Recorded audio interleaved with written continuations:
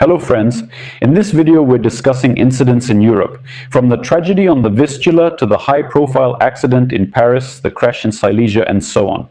We're analyzing the social causes, the economic background, and personal responsibility as well. We'll discuss everything now, we have a lot of news. And please leave a like and subscribe to the channel right now. Friends, huge thanks to everyone who gives likes in support of aerodynamics. Huge thanks for your support. Now let's get down to business. The first tragic incident on the Vistula involved a young Ukrainian. Yes, that's the news on the agenda today. From Poland, specifically from Warsaw, comes, let's say, news of a purely tragic nature. At the end of June 2026, a drama unfolded on the Vistula River near the Gdański Bridge, which unfortunately ended with the death of a 14-year-old Ukrainian teenager. Interestingly, his name was not the most traditional Ukrainian name, Mateusz. Yes, the story, unfortunately, is a classic one for the summer period. 3 boys were on the shore, and 2 of them went into the water. One managed to get out, but unfortunately, 14-year-old Mateusz did not. Just a few days ago, after conducting a genetic examination, Polish experts officially confirmed the identity of the deceased. Well, apparently he may have been in the water for a long time. But here, aside from the very fact of the child's death, the economic and everyday aspect comes to the forefront. Our modern realities. Do you understand what's happening here? Mateusz and his family are refugees, labor migrants from Ukraine, that's it. People who came to Poland clearly didn't come because things were going well, but in an attempt to make a life for themselves within the existing system. And now, when tragedy has struck the family, the parents have faced the harsh reality of life. They wanted to bury their son at home in their native land. That's logical and makes sense from a human morality perspective. But existence dictates its own harsh rules, because it turned out that death nowadays is expensive. And life, or rather a Freudian slip, death abroad is twice as expensive. And at the moment, as the parents say, their financial situation is extremely difficult, very tough. They say they are not able to cover the costs of transportation, paperwork, and the funeral itself on their own. Well, they weren't shy about it, they said it openly. And the family is forced to start a fundraiser. Look, they published the breakdown of expenses. Honestly, if you want, you can join in. The link will be in the description. If you don't want to, you don't have to. It's completely voluntary. What will the money be used for? For transporting the body from Poland to Ukraine and covering bureaucratic costs for required permits and certificates. And, of course, the actual organization of the burial back in the homeland. Well, friends, from an economic point of view, I can say that the situation is quite telling. The family was left alone with their grief in a foreign country, where any funeral and transport arrangements cost a huge amount of money. Well, apparently for ordinary working-class people, this is an unaffordable amount. So it took the solidarity of ordinary people just to help the parents, let's say, give their son a proper farewell. That's how it is, friends. Be careful on the water, and please take care of your loved ones. Next. Yes, like I said, this episode is a tragic one, but we will definitely cover only good news from Poland, maybe even tomorrow or the day after. So subscribe so you don't miss it. Next, episode 2 of our true crime. A high-profile car accident in Paris. On Sunday, July 20th, in the very center of the capital of sunny France, a tragedy occurred near the Opera House. An Audi car, at a very high speed, apparently about 100 kilometers per hour, hit a woman. She was about 60 years old. She was crossing the road at a pedestrian crossing. And unfortunately, the victim died at the scene from her injuries. You might ask, Dennis, what does this car accident have to do with anything? You lived in Poland for a long time, right? You make videos about Poland. So what's the connection, France and Poland? Do you even know geography? I'll tell you. The French law enforcement acted quickly. 2 men who were in the car were detained right away. The third managed to escape. He is being sought. Yes, who exactly was behind the wheel is still being determined. Now, what I'm getting at is this. The French prosecutor's office has already opened a criminal case on a charge of involuntary manslaughter. It turns out it happened during road traffic. Interesting, isn't it? Involuntary. The car was doing about 100 in the city.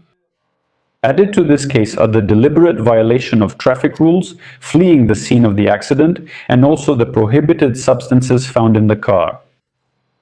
This is kind of a lead-in that draws special attention. According to leading French publications like Le Figaro or Le Parisien, the car was on Polish plates. You understand? To be fair, let's take a quick detour, okay? The thing is, this is far from the first such case in France.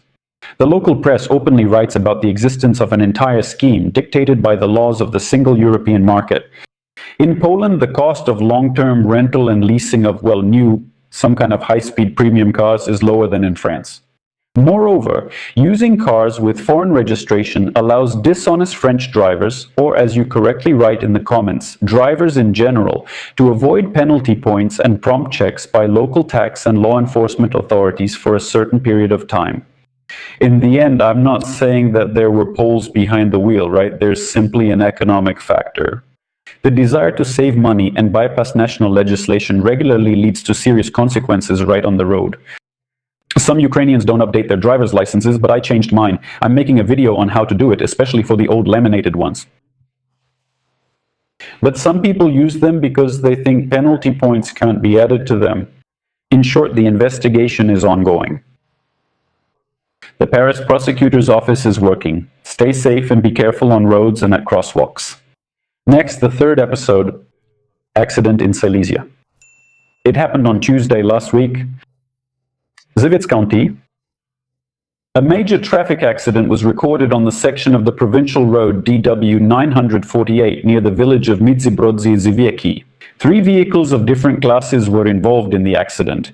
These include a construction truck, specifically a concrete mixer, and a passenger bus, and a female cyclist. As a result of the collision, the heavy concrete mixer overturned, completely blocking the roadway.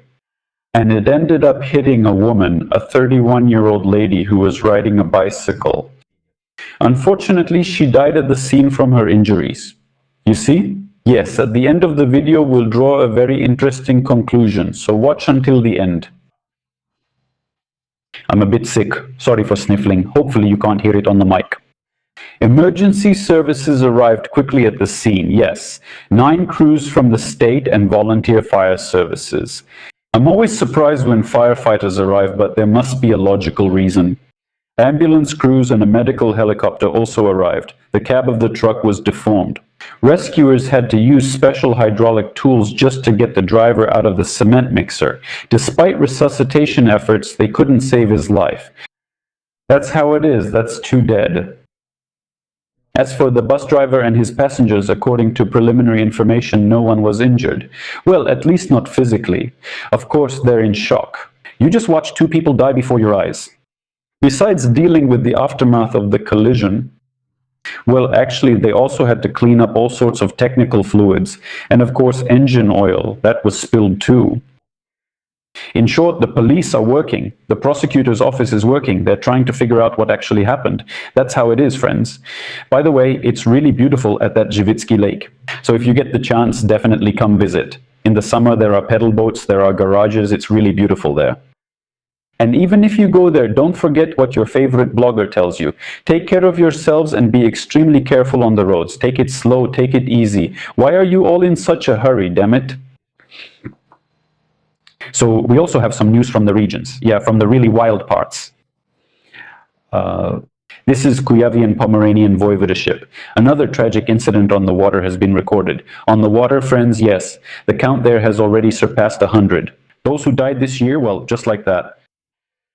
When there was no warning, the local lake. And it all happened on Friday. It's possible, of course, I'm not claiming anything. Friday. At 9:30 p.m., an alert came in from the coordination center. The reason for the call was the discovery of unattended personal belongings on the shore, a mobile phone and keys. All signs showed the person went swimming. He left all of this on the shore and never came back. Yes, so there was quite a high probability that the person, or rather, sorry, not the passenger, but the owner of all these belongings, was already in the water. Well, by the way, I didn't know myself, but I was surprised. Although this is certainly not the first and not the last time, and the rescue services have their own procedure. The first phase of the operation, that is, they launch a motorboat. They inspect the shoreline and the bottom, using a sonar. The search, which continued until midnight, yielded no results. Right, because the weather got worse there. Well, that's why they had to call off the operation. But already on Saturday morning at 7 a.m., the search activities resumed. Half an hour later, the special sonar detected an object on the bottom. Well, it looks like a human body. Right, the divers arrived. That was the beginning of the next stage of the operation. And that's it. By 9 a.m., it was already clear what had happened. All the services, of course, remind everyone to follow basic rules when near bodies of water. But who really cares, right? Friends, so we won't repeat it either. Because honestly, I'll tell you what happens next. Lakes and rivers are actually quite dangerous. Yes, I have gone swimming. In rivers, actually, I haven't swum. No, well, I have in small ones, not in the Vistula, though. No, I haven't swum in Krakow or Warsaw. Friends, and so we have these 4 tragic stories, unfortunately. Yes, as you can see, we have this branch of our channel, True Crime. So, what conclusions can we draw? As a summary of this rather joyless chronicle, I think that my age already allows me to make one deep conclusion along the lines of what our ancestors probably called fate. You see what I mean? We can analyze as much as we want: political economy, various chains of logic, different patterns in the car market, and the actions of the rescue services.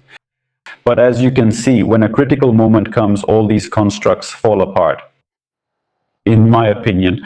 And blind fate comes to the forefront.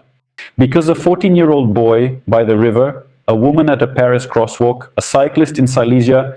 Well, yes, now someone will correct me that Zivic region, that's Podbeskidzie, not Silesia.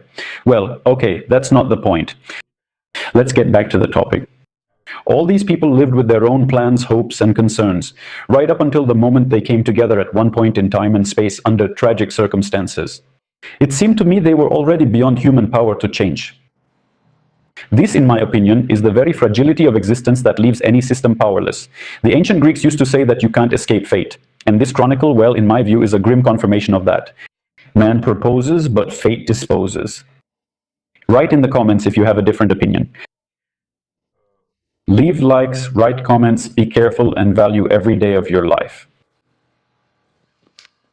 And if you watched up to this point, you can write Dench watched from Lodz, from Apolli, or where you're watching from, maybe someone from Reggie Di Calabri watched till the end. Big greetings to you. To the working class too. Remember, Transfer Guru is the top money transfer service. Send money to support your family and loved ones if possible. And that's all. I won't keep rambling on anymore. Until we meet again.